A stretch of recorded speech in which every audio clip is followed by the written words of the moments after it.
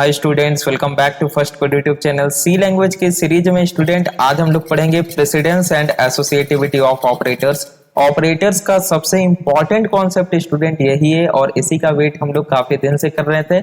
हमने सारे ऑपरेटर्स को ऑलरेडी कंप्लीट करा रखा है स्टूडेंट। प्लेलिस्ट में सारा वीडियो अवेलेबल है, आप हमारे चैनल पे जाकर देख सकते हैं। ठीक है, ये देखिए आपको हमारे चैनल पे चले जाना है और यहाँ आपको जाना है सी लैंग्वेज की प्लेलिस्ट में। देखिए टोटल 22 वीडियोज अवेलेबल है लेक्चर नंबर 22 तक, और ये आपका लेक्चर नंबर 23 रिकॉर्ड हो रहा है, आप देख रहे हैं।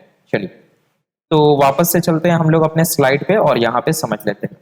तो देखिए प्रेसिडेंस एंड एसोसिएटिविटी ये दोनों अलग अलग चीजें, ठीक है, आपको मिक्सअप नहीं करना है। मैं आज हालांकि आपको डिटेल में बताने वाला हूँ, लगभग 1 घंटा का यह लेक्चर जाने वाला है, तो धैर्यपूर्वक आपको लास्ट तक देखना है।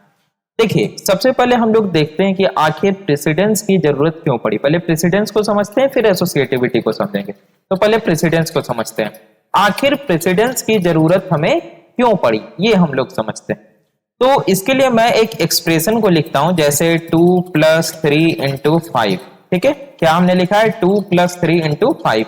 अब यहां पे अगर आप ध्यान से देखें स्टूडेंट, तो यहां पे टोटल 2 ऑपरेटर का हमने यूज किया है। एक है आपका एडिशन ऑपरेटर, दूसरा है मल्टीप्लीकेशन ऑपरेटर। अब मैं बोलूं कि आपको इसे सॉल्व करना है तो इसके तो 2 तरीके हो सकते हैं।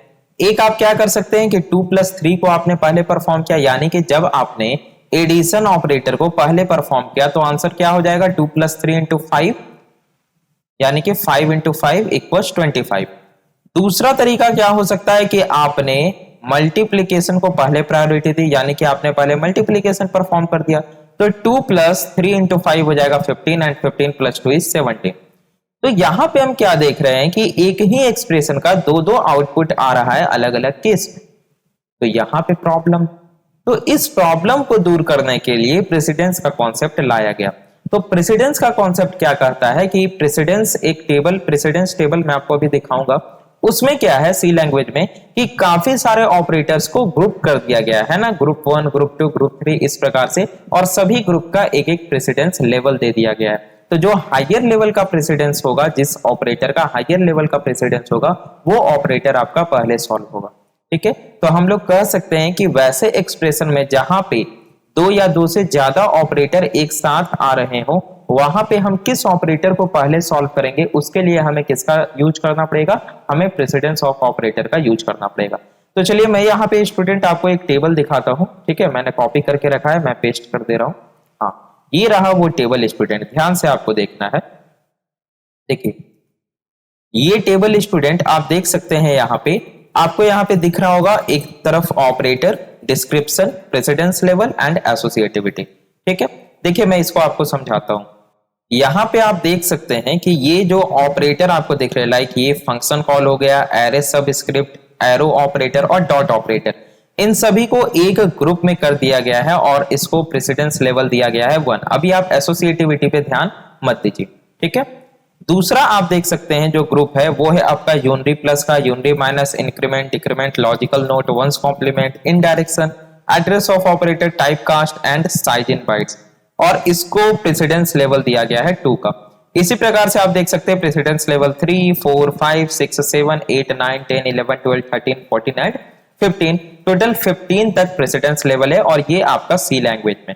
ठीक है, तो यानी कि जिसका प्रेसिडेंस लेवल 1 है, जिसका प्रेसिडेंस लेवल 1 है, उसका प्रेसिडेंस सबसे ज्यादा है। यानी कि सबसे पहले हम इस ऑपरेटर को क्या करेंगे, कैलकुलेट करेंगे, फिर इस वाले ऑपरेटर को, फिर लेवल 3, लेवल 4, लेवल 5, इस प्रकार से लेवल 15 है। यानी कि जो कॉमा ऑपरेटर है इसका प्रेसिडेंस सबसे कम होता है, कॉमा ऑपरेटर सबसे बाद में सॉल्व होगा। तो यहां से हमारा जो प्रेसिडेंस वाला प्रॉब्लम था स्टूडेंट सॉल्व हो गया। कैसे? अगर हम इस क्वेश्चन को अकॉर्डिंग टू प्रेसिडेंस सॉल्व करें। ठीक है, अकॉर्डिंग टू प्रेसिडेंस, तो अकॉर्डिंग टू प्रेसिडेंस देखिए हमारे पास यहाँ पे 2 ऑपरेटर है, एक है एडिशन ऑपरेटर, दूसरा है मल्टीप्लीकेशन ऑपरेटर। अब आप प्रेसिडेंस टेबल में देखिए कहां पे एडिशन ऑपरेटर है, तो ये देखिए ये रहा आपका एडिशन ऑपरेटर, ये क्या है, एडिशन ऑपरेटर है ना, एडिशन, और ये रहा आपका मल्टीप्लीकेशन ऑपरेटर, ये क्या है, मल्टीप्लीकेशन। तो आप देख सकते हैं कि एडिशन ऑपरेटर का जो ग्रुप है, यानी एडिशन और सब्ट्रैक्शन का, इसका ये जो प्रेसिडेंस ऑर्डर है, प्रेसिडेंस लेवल जो है ये है 4, और जो मल्टीप्लीकेशन वाला ग्रुप है इसका प्रेसिडेंस लेवल क्या है 3, यानी कि मल्टीप्लीकेशन का प्रेसिडेंस हायर। है ना। हम लोग क्या बोल सकते हैं, अकॉर्डिंग टू प्रेसिडेंस मल्टीप्लीकेशन का जो प्रेसिडेंस है ये हाइयर है देन एडिशन, यानी पहले मल्टीप्लीकेशन परफॉर्म होना चाहिए। सो 2 + 3 × 5 पहले होगा यानी 15 एंड 15 + 2 17, ये आपका करेक्ट आउटपुट है, 17 आएगा। ठीक है, तो इस प्रकार के प्रॉब्लम्स को दूर करने के लिए हमने क्या किया स्टूडेंट, प्रेसिडेंस का यूज किया। प्रेसिडेंस टेबल मैंने आपको दिखा दिया है, और यस ये प्रेसिडेंस टेबल आपको याद रखना पड़ेगा। ये थोड़ा सा हेक्टिक टास्क आप लोग बोल सकते हैं, हालांकि हेक्टिक नहीं है, आप 2-3 बार आप इसको देखिएगा, पढ़िएगा, तो आपको इजिली ये रिमेंबर हो जाएगा स्टूडेंट। और ये जो पीडीएफ है आपको तो पता है कि नीचे लिंक डिस्क्रिप्शन में दे दिया गया है, डाउनलोड आप वहां से इस पीडीएफ को कर सकते हैं। तो यहां तक आई होप आपको अभी तक कोई प्रॉब्लम नहीं हुआ होगा। तो अब हम लोग क्या करते हैं, 2-3 एग्जाम्पल लेते हैं जिससे आपको क्लियर हो जाए, और ज्यादा एग्जाम्पल तो हम लोग एमसीक्यू सेशन में डिस्कस करेंगे जो डेली प्रतिदिन रात में 9 बजे चलता है। ठीक है, तो उसमें भी आपको ज्वाइन होना है। 2-3 एग्जाम्पल कर लेते हैं जिससे आपको समझ में आ जाए। जैसे एक एग्जाम्पल ले लेते हैं हम लोग, x इक्वल्स क्या ले लिया जाए, कुछ भी, लाइक x + 2 < 3। ठीक है, इस प्रकार से। अब यहाँ पे आप देख सकते हैं स्टूडेंट कि यहाँ पे टोटल कितने ऑपरेटर आ रहे हैं, कितने ऑपरेटर यहाँ पे हैं। तो आप बोलिएगा सर यहाँ पे 1 और 2 ऑपरेटर है, बिल्कुल गलत। यहाँ पे टोटल 3 ऑपरेटर है, आपने असाइनमेंट ऑपरेटर को तो छोड़ ही दिया। तो इस एक्सप्रेशन में x इक्वल्स x + 2 < 3, इस एक्सप्रेशन में टोटल कितने ऑपरेटर है, टोटल 3 ऑपरेटर है।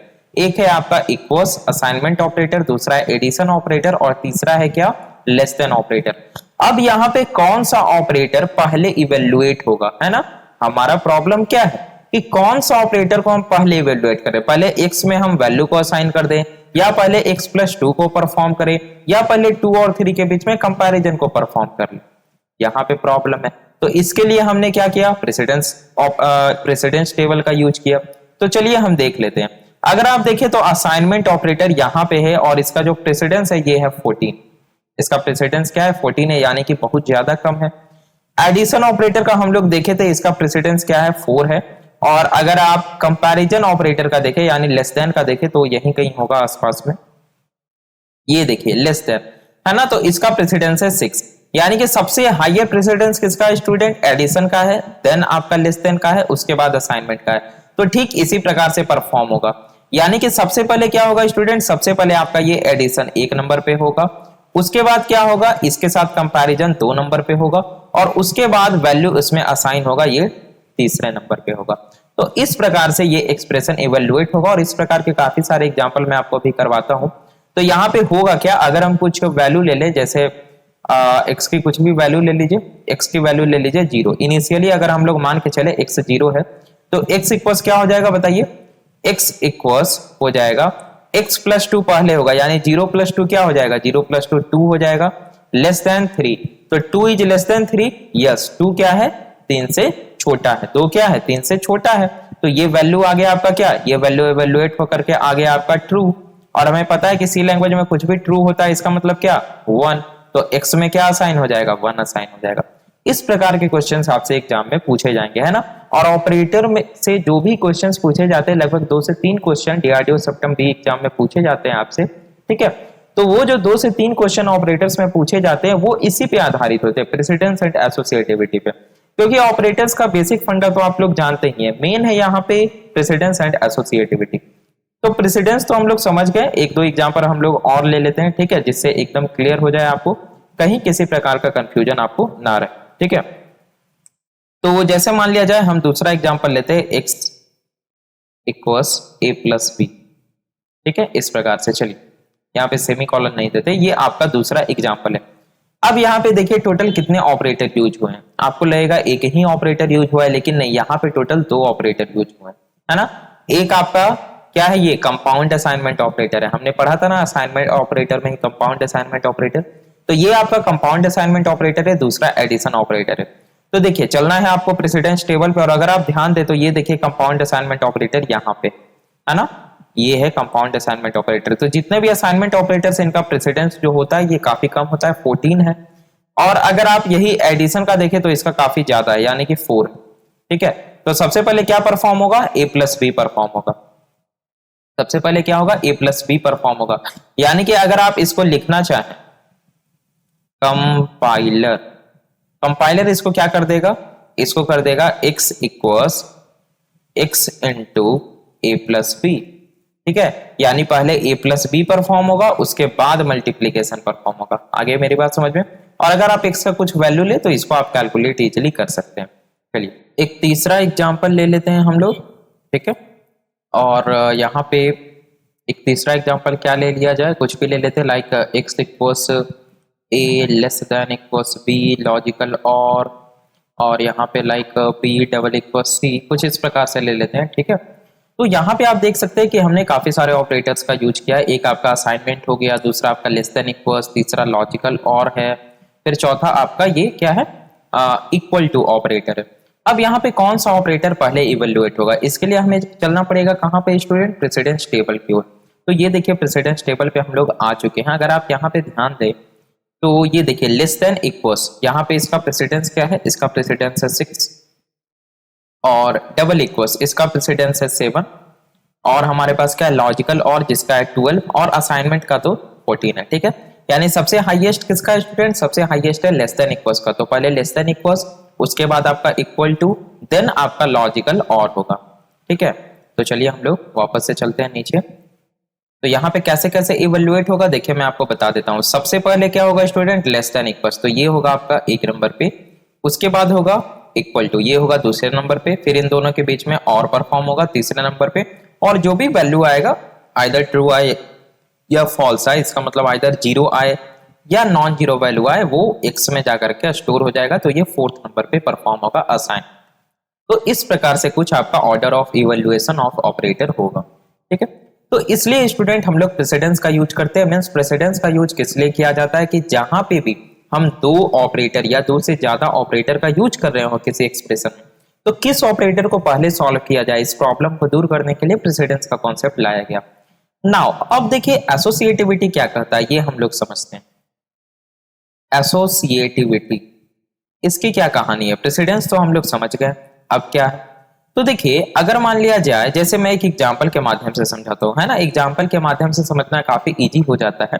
जैसे एक एग्जांपल लीजिए, अगर मैं लिखूं 4 + 5 है ना डिवाइडेड बाय 3 एंड उसके बाद मल्टीप्लाइड बाय 2, ठीक है, कुछ इस प्रकार से।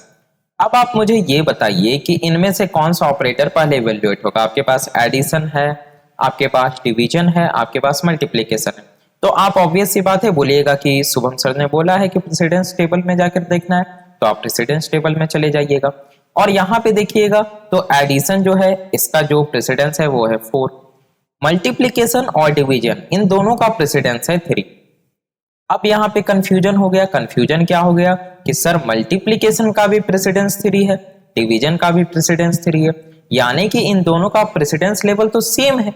तो प्रॉब्लम तो फिर वही आ गया ना, हम यहाँ पे क्या देख रहे हैं कि ठीक है एडिशन का तो हो गया भाई कि एडिशन बाद में सॉल्व होगा, लेकिन डिवीजन और मल्टीप्लिकेशन इन दोनों का प्रेसिडेंस ऑर्डर तो सेम है। तो अब इन दोनों में किसे पहले सॉल्व किया जाए, तो यहाँ पे कॉन्सेप्ट आता है एसोसिएटिविटी का। एसोसिएटिविटी ये बताता है कि जब भी दो या दो से ज्यादा ऑपरेटर सेम प्रेसिडेंस लेवल पे हों तो वो operator left to right evaluate होंगे या राइट टू लेफ्ट इवैल्यूएट होंगे। जितने भी ऑपरेटर्स मौजूद है सी लैंग्वेज में सभी का जो एसोसिएटिविटी होता है वो आइदर लेफ्ट टू राइट होता है या राइट टू लेफ्ट होता है। तो वो प्रेसिडेंस टेबल में आप जाकर देख सकते हैं। वापस से चलते हैं हम लोग प्रेसिडेंस टेबल पे। अगर आप यहाँ पे ध्यान से देखें स्टूडेंट, अगर आप ध्यान पूर्वक देखें तो इस वाले ग्रुप में जिसमें आपका मल्टीप्लिकेशन है, डिवीजन है और मॉड्यूलस ऑपरेटर है, एसोसिएटिविटी में लिखा हुआ है लेफ्ट टू राइट। ये देखिए ये एसोसिएटिविटी का कॉलम है ना, इसमें क्या लिखा हुआ है लेफ्ट टू राइट लिखा हुआ है। इसका मतलब क्या कि इन तीनों में जो भी लेफ्ट साइड में होगा वो पहले इवेल्युएट होगा, जो भी लेफ्ट साइड में होगा वो पहले इवेल्युएट होगा और फिर हम धीरे धीरे धीरे धीरे राइट की ओर मूव करते जाएंगे। इसका मतलब अगर हम अपने एग्जाम्पल में देखें स्टूडेंट, तो मेरे एग्जाम्पल में डिवीजन और मल्टीप्लिकेशन दोनों का प्रेसिडेंस तो सेम है, लेकिन लेफ्ट साइड में कौन है, लेफ्ट मोस्ट साइड में डिवीजन है, यानी सबसे पहले डिवीजन परफॉर्म होगा। तो अगर मैं यहाँ पे बोलूँ तो सबसे पहले आपका 5 डिवाइडेड बाय 3 ये परफॉर्म होगा। इसके बाद स्टूडेंट क्या होगा आपका इसका जो भी रिजल्ट आएगा उसके साथ में 2 आपका मल्टीप्लाई करेगा तो ये सेकेंड बार में ही होगा और ये आपका फिर एडिशन तीसरे स्टेप में होगा। तो कुछ इस प्रकार से परफॉर्म होगा। तो चलिए अगर मैं इसको आपको बताऊं, इसका आंसर क्या आएगा, तो 5 डिवाइडेड बाई 3 क्या आ जाएगा, 3 दूनी 6 होता है, तो 3 एकम 3, आंसर आएगा यहाँ पे 1। अब ये एक्सप्रेशन हो जाएगा 4 + 1 × 2। इसके बाद क्या होगा बताइए, इसके बाद मल्टीप्लीकेशन होगा, तो ये हो जाएगा 4 + 1 × 2 दैट इज 2, और ये 4 + 2 दैट इज हो जाएगा 6, यानी कि आपका रिजल्ट क्या आएगा, 6 आएगा। अगर मान लिया जाए, देखिए कई लोगों को लगता है ना कि सी लैंग्वेज में भी बोर्ड मास का कॉन्सेप्ट लागू होता है और वो एग्जाम में जाकर के ये गलती कर बैठते हैं। नहीं, ऐसा नहीं है। आपको हाँ इस एग्जाम्पल को देखने पर लग रहा होगा कि इधर स्पेस है, थोड़ा सा मैं देख लेता हूँ, हाँ काफी स्पेस है। तो मैं यहीं पे आपको समझा दिए देता हूँ कि अगर मान लिया जाए मैं मल्टीप्लीकेशन को पहले कर देता तो आपको जो लगता है कि बोर्ड मास का कॉन्सेप्ट लागू होगा वो नहीं होता है। ठीक है, तो थोड़ा ध्यान देना है। देखिए मैं एक दूसरा एग्जाम्पल यहाँ पे आपको लेके बताता हूँ। जैसे अगर मैं इसे कर देता 4 + 5 और मल्टीप्लाई बाय 2 डिवीजन बाय 3, अगर आप बोर्ड मास का कॉन्सेप्ट लगाइएगा मैथ वाला तो आप पहले 2 डिवाइडेड बाय 3 कर दीजिएगा, देन मल्टीप्लीकेशन कीजिएगा, लेकिन नहीं, सी लैंग्वेज ऐसा नहीं करता है। सी लैंग्वेज को जो भी प्रेसिडेंस टेबल में बताया गया है, और प्रेसिडेंस टेबल में बताया क्या गया है, सी लैंग्वेज में वो रूल्स को डिफाइन कर दिया गया है। सी लैंग्वेज जिन्होंने भी बनाया था उनके द्वारा ये लैंग्वेज को डिफाइन कर दिया गया है, ये रूल्स को डिफाइन कर दिया गया है, जिस रूल्स के अकॉर्डिंग ये वर्क करता है। तो उस रूल्स के अकॉर्डिंग में जो प्लस है इसका प्रेसिडेंस काफी कम है as compare to multiplication and division. अब चूंकि मल्टीप्लीकेशन एंड डिवीजन दोनों का प्रेसिडेंस सेम हो गया और इनका एसोसिएटिविटी क्या है, लेफ्ट टू राइट है, यानी जो लेफ्ट मोस्ट साइड में होगा वो पहले इवेल्युएट होगा। तो 5 × 2 ये सबसे पहले इवेल्युएट होगा, उसके बाद स्टूडेंट आपका ये डिवीजन करेगा और उसके बाद आपका ये करेगा एडिशन। तो यहाँ पे रिजल्ट क्या आएगा, रिजल्ट में डिफरेंट हो जाएगा। ठीक है, रिजल्ट आपका यहाँ डिफरेंट हो जाएगा। चलिए चेक कर लेते हैं हम लोग। यहाँ पे देखिए क्या होगा, सबसे पहले मैंने क्या बोला, 5 × 2 होगा, तो 5 × 2 क्या हो जाएगा, 10 हो जाएगा। इधर हो गया +4 डिवीजन बाय 3। अब यहाँ पे मैं लाइन खींच देता हूँ। अब क्या होगा, डिवीजन होगा, तो 4 + 10 / 3 क्या हो जाएगा, 3 × 3 = 9, 3 × 4 = 12 है ना, तो 3 आ जाएगा। और 4 + 3 क्या हो जाएगा, 7 हो जाएगा आपका। तो यहाँ पे देख सकते हैं कि यहाँ पे आंसर आपका 6 आया, यहाँ पे आंसर 7 आया, तो दोनों में डिफरेंस है। इसलिए आपको कंफ्यूज बिल्कुल भी नहीं होना है, मैंने आपको एग्जाम्पल के माध्यम से समझा दिया। तो ये था स्टूडेंट आपका प्रेसिडेंस का कॉन्सेप्ट और एसोसिएटिविटी का कॉन्सेप्ट। अगर अब आपसे कोई पूछे, इंटरव्यू में पूछे, तो आपको बता देना है। प्रेसिडेंस हमें क्या बताता है कि जब भी अलग अलग ग्रुप के 2 या 2 से ज्यादा ऑपरेटर एक एक्सप्रेशन में यूज हुए हो तो किस ऑपरेटर को पहले इवेल्युएट किया जाए, ये हमें प्रेसिडेंस के माध्यम से पता चलता है। एसोसिएटिविटी क्या बताता है कि अगर एक ही ग्रुप के, अगर सेम प्रेसिडेंस ऑर्डर के 2 या 2 से ज्यादा ऑपरेटर एक एक्सप्रेशन में यूज हुए हो तो लेफ्ट मोस्ट साइड या राइट मोस्ट साइड, किस साइड के ऑपरेटर को पहले सॉल्व किया जाए, ये हमें एसोसिएटिविटी से पता चलता है। तो आई होप आपको प्रेसिडेंस और एसोसिएटिविटी का कॉन्सेप्ट तो पता चल गया होगा। एसोसिएटिविटी के 1-2 एग्जांपल हम लोग और करेंगे, हालांकि काफी सारे एग्जांपल हम लोग एमसीक्यू सेशन में करेंगे, लेकिन फिर भी मैं 1-2 करा देता हूं ताकि आपको प्रॉब्लम ना हो। ठीक है, जैसे कोई एग्जांपल ले लेते हैं। अगर मान लिया जाए मैं लिखूं ए क्वेश्चन, बी कॉलन, और यहां पे मैं लिख दूं x question, y colon z. चलिए अब अगर ऐसा लिखा हुआ है, ये एक क्या है, ये एक वैलिड एक्सप्रेशन है सी लैंग्वेज में, कहीं भी किसी प्रकार की एरर नहीं है यहाँ पे। तो अब हमें पता करना है कि ये कैसे इवेल्युएट होगा। तो भाई यहाँ पे कंडीशनल ऑपरेटर यूज है, ये देखिए ये भी कंडीशनल ऑपरेटर है, ये भी आपका कंडीशनल ऑपरेटर है ना। तो हमें यहाँ पे क्या देखना पड़ेगा कि कंडीशनल ऑपरेटर का एसोसिएटिविटी क्या है। क्यों? क्योंकि दोनों कंडीशनल ऑपरेटर है, प्रेसिडेंस लेवल तो सेम है। तो हमें देखना पड़ेगा पहले इधर वाला कंडीशनल ऑपरेटर इवेल्युएट होगा या पहले इधर वाला, यानी इसका एसोसिएटिविटी क्या है। तो चलिए प्रेसिडेंस टेबल पे चलिए और यहां पे देखिए कहां पे, हाँ ये देखिए आपका कंडीशनल ऑपरेटर मिल गया। कंडीशनल ऑपरेटर प्रेसिडेंस आप देख सकते हैं क्या है, 13 है। एसोसिएटिविटी है राइट टू लेफ्ट, थोड़ा ध्यान से देखना है। एसोसिएटिविटी क्या है, राइट टू लेफ्ट, यानी राइट साइड में जो है आपका कंडीशनल ऑपरेटर ये पहले इवेल्युएट होगा, यानी कि ये क्या हो जाएगा आपका, ये कुछ इस प्रकार से हो जाएगा, ए, ये बी कॉलन, और ये आपका पहले इवेल्युएट हो जाएगा x question mark y colon z. आ रही है मेरी बात समझ में? ये आपका कुछ इस प्रकार से हो जाएगा, यानी पहले आपका ये इवेल्युएट होगा और उसके बाद आपका फिर ये कंडीशनल ऑपरेटर इवेल्युएट होगा। तो इसका थोड़ा सा खास ध्यान रखना है, इस पे काफी सारे क्वेश्चंस हम लोग करेंगे। आप चाहे तो कुछ वैल्यू पुट करके भी देख सकते हैं। ये आखिर बेसिकली कहना क्या चाह रहा है, देखिए ये कह रहा है कि ए का वैल्यू अगर या तो ए का वैल्यू क्या हो सकता है, या तो 0 हो सकता है या तो नॉन जीरो हो सकता है, इसके अलावा कुछ हो सकता है क्या, नहीं। अगर ए का वैल्यू 0 है तो इसका जाहिर सी बात है कि ये वाला आपका जो कंडीशनल ऑपरेटर है ये आपका इवेल्युएट हो जाएगा, ठीक है। अगर ए का वैल्यू नॉन जीरो, ए का वैल्यू क्या हो, ए का वैल्यू अगर नॉन जीरो हो यानी ए का वैल्यू पॉजिटिव हो, positive in the sense of positive नहीं बोलना चाहिए, नॉन जीरो कहने का मतलब जीरो के अलावा कोई भी हो सकता है, नेगेटिव भी हो सकता है, पॉजिटिव भी हो सकता है, तो आपका ये बी का वैल्यू क्या हो जाएगा, बी का वैल्यू इस एक्सप्रेशन का वैल्यू हो जाएगा। तो ये ऐसे एग्जांपल हम लोग करेंगे, आपको घबराना नहीं है, ठीक है। तो प्रेसिडेंस एंड एसोसिएटिविटी का कॉन्सेप्ट मैंने आपको समझा दिया, यहाँ पे ये कॉन्सेप्ट आपका एंड हो गया स्टूडेंट। लेकिन यहाँ पे ऑपरेटर्स में अभी 2-3 कॉन्सेप्ट और बचते हैं और उस कॉन्सेप्ट को हम लोग इसी वीडियो में डिस्कस करेंगे, क्योंकि ज्यादा समय अभी नहीं हुआ है, ठीक है। तो जो दूसरा कॉन्सेप्ट है स्टूडेंट, ये है पैरेंथेसिस का रोल, ठीक है। तो मैं यहाँ पे पहले टॉपिक दे देता हूँ, role of parenthesis, PARENTHESIS, role of parenthesis. ये बहुत ही इंपॉर्टेंट है और मैं नहीं चाह रहा हूं कि अब मैं नेक्स्ट लेक्चर खींचूं, बहुत ज्यादा हो चुका है। अब ऑपरेटर को इसी वीडियो में हम एंड करते हैं, नेक्स्ट लेक्चर से हम लोग स्टार्ट करेंगे कंट्रोल स्टेटमेंट को, ठीक है, पहले ही मैंने बता दिया। तो पैरेंथेसिस का क्या रोल है इन इवेल्युएटिंग एक्सप्रेशंस, तो आपको ध्यान रखना है कि हम लोग पैरेंथेसिस का यूज करते हैं प्रेसिडेंस ऑर्डर को चेंज करने के लिए। अगर हमें प्रेसिडेंस ऑर्डर को चेंज करना है तब हम पैरेंथेसिस का यूज करेंगे। फॉर एग्जांपल, हम लोग एग्जांपल से ही समझेंगे। अगर मान लिया जाए मैं लिखता हूं 2 + 3 × 5, 2 + 3 × 5, तो अकॉर्डिंग टू प्रेसिडेंस होगा क्या, सबसे पहले आपका 3 × 5 होगा और जो रिजल्ट आएगा वो 2 में जाकर के ऐड हो जाएगा। लेकिन अगर मेरा ऐसा रिक्वायरमेंट है कि पहले मुझे 2 + 3 करना है, तब हम क्या करेंगे, then we should use parenthesis. तो मैं यहाँ पे क्या लिखूंगा, इसी को 2 + 3 इसको लिख देंगे पैरेंथेसिस में, उसके बाद × 5।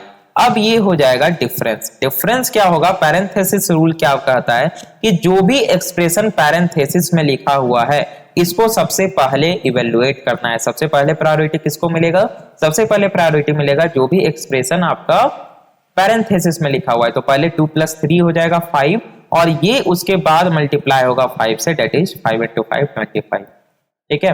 तो इसीलिए हम लोग पैरेंथेसिस का यूज करते हैं। अब नेक्स्ट, अगर पैरेंथेसिस में भी मान लिया जाए एक से ज्यादा ऑपरेटर यूज हो, ठीक है, दूसरा केस हम लोग देख लेते हैं। अगर मान लिया जाए कुछ इस प्रकार से लिखा हुआ है 2 + और 3 × 5 डिवाइडेड बाय 2 + 5, कुछ इस प्रकार से मान लिया जाए लिखा रहे। अगर ऐसा भी लिखा रहे तब भी यहाँ पे जो आपको मैंने पढ़ाया है वही होगा, यानी कि सबसे पहले तो आपका क्या होगा, हमें पता है कि जो भी पैरेंथेसिस के अंदर लिखा हुआ है ये इवेल्युएट होगा। अब पैरेंथेसिस के अंदर भी हम लोग देख सकते हैं काफी सारे ऑपरेटर है, मल्टीप्लिकेशन है, डिवीजन है, एडिशन है। तो जो प्रेसिडेंस और एसोसिएटिविटी का रूल था वो रूल आपका पैरेंथेसिस पे भी लागू होगा, यानी कि देखा जाएगा कि किसका प्रेसिडेंस हाई है। तो हमें पता है कि मल्टीप्लिकेशन डिवीजन इस ग्रुप का प्रेसिडेंस हाई है और हमें पता है कि ये जो मल्टीप्लिकेशन डिवीजन का ग्रुप है ये लेफ्ट टू राइट एसोसिएटिविटी है, यानी लेफ्ट साइड में जो 3 × 5 है ये आपका सबसे पहले इवेल्युएट हो जाएगा। उसके बाद में जो भी रिजल्ट आएगा इसके साथ में डिवीजन होगा और उसके बाद में क्या होगा, आपका एडिशन परफॉर्म होगा, कुछ इस प्रकार से। और लास्ट में फिर आपका जो भी रिजल्ट आएगा इसके साथ में ये एडिशन हो जाएगा, कुछ इस प्रकार से। इसका आपको खास ध्यान रखना है। तीसरा केस मैं आपको बता देता हूं, यहाँ पे क्या है कि कभी कभी ऐसा हो सकता है कि एक पैरेंथेसिस के अंदर दूसरे पैरेंथेसिस, उसके अंदर तीसरे पैरेंथेसिस, यानी नेस्टिंग ऑफ पैरेंथेसिस बिल्कुल यहाँ पे क्या है, अलाउ है। कुछ इस प्रकार से देखिए स्टूडेंट हो सकता है, अगर आप देखिए एग्जांपल, तो यहाँ पे जैसे मान लिया जाए मैं लिख देता हूं 4, क्या लिखा जाए यहाँ पे पैरेंथेसिस के अंदर पैरेंथेसिस, जैसे मान लिया जाए कुछ इस प्रकार से 3 + 2 डिवाइडेड बाय 10, हाँ बिल्कुल सही। अब यहाँ पे आप देख सकते हैं स्टूडेंट हमने डबल पैरेंथेसिस का यूज किया है। तो सबसे पहले क्या होगा, ये पैरेंथेसिस के अंदर जो है ये इवेल्युएट होगा, उसके बाद में उसके बाद आउटर वाला पैरेंथेसिस है ये इवेल्युएट होगा और उसके बाद जो रिजल्ट आएगा ये आपका इसके साथ में चला जाएगा, कुछ इस प्रकार से। तो इस केस में आपको ध्यान क्या रखना है कि जो इनर मोस्ट पैरेंथेसिस है, जो इनर मोस्ट पैरेंथेसिस है ये सबसे पहले इवेल्युएट होगा और इनर मोस्ट से आउटर मोस्ट की ओर ये मूव करेगा, आउटर मोस्ट पैरेंथेसिस की ओर जाएगा। यानी सबसे पहले जो इनर मोस्ट है वो सॉल्व होगा, फिर आउटर मोस्ट, फिर आउटर मोस्ट, इस प्रकार से सॉल्व होगा। आई होप आप लोग समझ पा रहे होंगे। तो अगर इसको हम लोग सॉल्व करें, चलिए यहाँ पे सॉल्व कर लेते हैं, तो क्या होगा बताइए। तो ये हो जाएगा आपका कुछ इस प्रकार से 4 इंटू पहले 3 + 2 होगा यानी 5 और उसके बाद डिवाइडेड बाय 10। अब ये क्या हो जाएगा 4 इंटू 5 डेट इज ये हो जाएगा 20 डिवाइडेड बाय 10 और ये क्या हो जाएगा आपका 2 हो जाएगा। कुछ इस प्रकार से ये सॉल्व होगा। आई होप आपको समझ में आ गया होगा। ये था third case student. Fourth case क्या है कि कभी कभी हम लोग पैरेंथेसिस का यूज कॉम्प्लेक्स एक्सप्रेशन में करते हैं उसे रीडेबल बनाने के लिए, है ना। जैसे मान लिया जाए मैं एक एग्जांपल यहाँ पे ले लेता हूं, और क्या एग्जांपल ले लिया जाए, यहाँ पे कोई भी एक कॉम्प्लेक्स एक्सप्रेशन लिख दिया जाए। जैसे मान लिया जाए x equals a note equals b logical and, और क्या लिख दें a ग्रेटर देन, एक मिनट यहाँ पे जैसे मान लिया जाए मैं लिख दूं b greater than equals c, और यहाँ पे और क्या लिख दिया जाए, एंड हो गया। और कुछ भी कॉम्प्लेक्स एक्सप्रेशन यहाँ पे लिखना है हमें, क्या लिखा जाए यहाँ पे, जैसे इसे मल्टीप्लीकेशन कर देते हैं, ठीक है। जैसे मान लिया जाए यहाँ पे c मल्टीप्लाइड बाय d और ये ग्रेटर देन इक्वल्स हो जाए कुछ भी m n के, m mod n के। हाँ काफी कॉम्प्लेक्स हो चुका है, अब इससे ज्यादा नहीं लिखेंगे। तो आप देख सकते हैं कि ये जो एक्सप्रेशन है ये एक वैलिड एक्सप्रेशन है। पहले तो मैं ये बता दूं, ये क्लियर मैं कर देना चाह रहा हूं, ये सी लैंग्वेज में वैलिड एक्सप्रेशन है, कहीं किसी प्रकार का एरर नहीं है। अब आप एक बात बताइए कि अगर आपके सामने ये एक्सप्रेशन लिखा हुआ आपको मिल जाए तो क्या आपको रीडेबल ये लगेगा? बिल्कुल नहीं, है ना। हम इसे एग्जैक्टली रीड नहीं कर पाएंगे कि आखिर परफॉर्म क्या हो रहा है, ये रीडेबल नहीं है। कोई भी अगर प्रोग्रामर इसे देख रहा है या हम जैसे स्टूडेंट्स टीचर देख रहे हैं तो एक बारी हमें देखना पड़ेगा प्रेसिडेंस ऑर्डर क्या है भाई, कैसे कैसे एक्सप्रेशन लिखा हुआ है, कैसे कैसे इवैल्यूएट हो रहा है। यहां पे हम इसे रीडेबल बनाने के लिए स्टूडेंट हम पैरेंथेसिस का यूज कर सकते हैं। वो कैसे, देखिए हम इसे कुछ इस प्रकार से लिख सकते हैं, x इक्वल्स, यहां पे क्या करेंगे हम एक पैरेंथेसिस यहां लगा देंगे a नोट इक्वल्स b, उसके बाद लॉजिकल एंड, दूसरा पैरेंथेसिस हम यहां पे लगा सकते हैं कि c इंटू डी परफॉर्म हो रहा है, उसके बाद ये लेस देन इक्वल्स टू हो रहा है, और तीसरा पैरेंथेसिस हम यहां पे लगा सकते हैं कि m mod n हो रहा, और ये फिर कुछ इस प्रकार से हो रहा है। अब आप देखिए फर्स्ट वाला स्टेटमेंट, फर्स्ट वाला जो एक्सप्रेशन है और सेकंड वाला जो एक्सप्रेशन है कौन ज्यादा रीडेबल है? ऑब्वियसली सेकंड वाला ज्यादा रीडेबल है, क्योंकि हमें यहां से एग्जैक्टली सीक्वेंस मालूम चल रहा है कि आखिर ये पूरा का पूरा एक्सप्रेशन क्या है भाई, तो पूरा का पूरा ये क्या है, लॉजिकल एंड परफॉर्म होना है। पहला जो ऑपरेंड है ये है, सेकंड ऑपरेंड ये है। अब ये दोनों इवैल्यूएट होगा, फिर इवैल्यूएशन का क्या सीक्वेंस है ये भी हमें साफ साफ दिख रहा है। अगर आप देखिए पहला जो एक्सप्रेशन है और जो दूसरा एक्सप्रेशन है, इन दोनों का जो सीक्वेंस है ये चेंज नहीं हुआ है। जिस प्रकार से ऑर्डर इसमें फॉलो होगा उस वही ऑर्डर आपका इसमें भी फॉलो होना है। यानी पैरेंथेसिस लगा के हमने प्रेसिडेंस को चेंज नहीं किया है, जस्ट हमने क्या किया है, इस एक्सप्रेशन को रीडेबल बना दिया है। तो एक्सप्रेशन को रीडेबल बनाने के लिए भी पैरेंथेसिस का यूज किया जाता है। ठीक है स्टूडेंट, आई होप आपको समझ में आ गया होगा। और पैरेंथेसिस में इससे ज्यादा जानना आई थिंक आपको नेसेसरी नहीं है, ठीक है। और इसके काफी सारे एग्जांपल्स हम लोग करेंगे एमसीक्यू सेशन में, ठीक है, आपको घबराना नहीं है। मैं बता देना चाहता हूं कि हमारे चैनल पे प्रतिदिन रात में 9 बजे सी लैंग्वेज का लाइव एमसीक्यू सेशन चलता है। ये तो आपका प्लेलिस्ट है, इसे आप एक्सेस कर ही रहे होंगे। ये देखिए ये एमसीक्यूज का सीरीज है, ठीक है। इसका लिंक मैंने डिस्क्रिप्शन में दिया हुआ है स्टूडेंट, आप वहां से एक्सेस कर सकते हैं। टेलीग्राम चैनल पे भी प्रोवाइड करा दिया जाता है। ये देखिए, है ना। टोटल अभी हम लोग 7 वीडियो यानी कि टोटल 7 सेट हम लोग अभी डिस्कस कर चुके हैं। अभी तक जितना भी हमने पढ़ा है, ऑपरेटर का भी एक भी सेट हमने शायद एक सेट डिस्कस करा दिया है। हाँ, ऑपरेटर का सेट नंबर 7। ऑपरेटर्स के सारे अभी हम लोगों को एमसीक्यूज को डिस्कस करना बाकी है। जैसे जैसे मैं पढ़ाता जाऊंगा सी लैंग्वेज में, वैसे वैसे हम लोग यहाँ पे एमसीक्यूज डिस्कस करते जाएंगे। और कोई भी ऐसा एमसीक्यूज आपका नहीं आएगा एग्जाम में जो कि हमने डिस्कस नहीं किया हुआ होगा। तो मेक श्योर आपने चैनल को सब्सक्राइब करके बेल आइकन क्लिक कर लिया। और अभी वीडियो छोड़ के भागना नहीं है, अभी ऑपरेटर का एक कॉन्सेप्ट और बचा हुआ है, वो भी आज हम लोग पढ़ ही लेते हैं। क्योंकि मैं नहीं चाह रहा हूं अब ऑपरेटर को मैं किसी नेक्स्ट लेक्चर में अब लाऊं। ठीक है, तो एक कॉन्सेप्ट और बचा हुआ है, उसे भी मैं यहीं पे मेंशन कर देता हूं। वो है कि एक ऑपरेटर का जो ऑपरेंड होता है उसका इवेल्युएट होने का ऑर्डर क्या होता है। ठीक है, तो मैं टॉपिक पहले लिख लेता हूं। ठीक है, टॉपिक है आपका order of evaluation of operands. एकदम ध्यान से देखना है, और ये क्वेश्चन पूछा गया है 2 बार एग्जाम। ठीक है, ये सेप्टम 8 में भी पूछा गया है, सेप्टम 9 में भी पूछा गया है, जो मैं अभी आपको क्वेश्चन करवा रहा हूं। क्वेश्चन पेपर उठाकर आप देख सकते हैं, और क्वेश्चन पेपर तो खैर मिलता नहीं है, तो जो एग्जाम देने गए थे उनसे आप पूछ लीजिएगा, वो बोलेंगे हाँ ये क्वेश्चन पूछा गया है। ठीक है, देखिए order of evaluation of operand से क्या तात्पर्य है कि सी लैंग्वेज में ये स्पेसिफाई नहीं किया गया है कि एक ऑपरेंड का जो ऑपरेटर है कौन सा ऑपरेटर पहले इवेल्युएट होगा। मेरी बात समझ में आ रही है? जैसे देखिए, हमें अगर कोई ऑपरेटर दिया हुआ रहे, ये ऑपरेटर, हमें पता है कि कोई भी ऑपरेटर, अगर हम बाइनरी ऑपरेटर की बात करें, अभी यूनरी और टर्नरी को साइड्स को हटा देते हैं, अगर हम बाइनरी ऑपरेटर की बात करें तो ये 2 ऑपरेंड लेता है। एक लेता है ऑपरेंड 1, दूसरा लेता है ऑपरेंड 2। हमें ये पता है कि जो भी बाइनरी ऑपरेटर है, मैक्सिमम बाइनरी ऑपरेटर में हम ऑपरेंड की जगह पे कोई एक्सप्रेशन भी डाल सकते हैं। तो अगर ऑपरेंड 1 और ऑपरेंड 2 में हम कोई एक्सप्रेशन डाल दें, है ना, कोई एक्सप्रेशन डाल दें, तो कौन सा एक्सप्रेशन पहले इवेल्युएट होगा, ये वाला एक्सप्रेशन या ये वाला एक्सप्रेशन।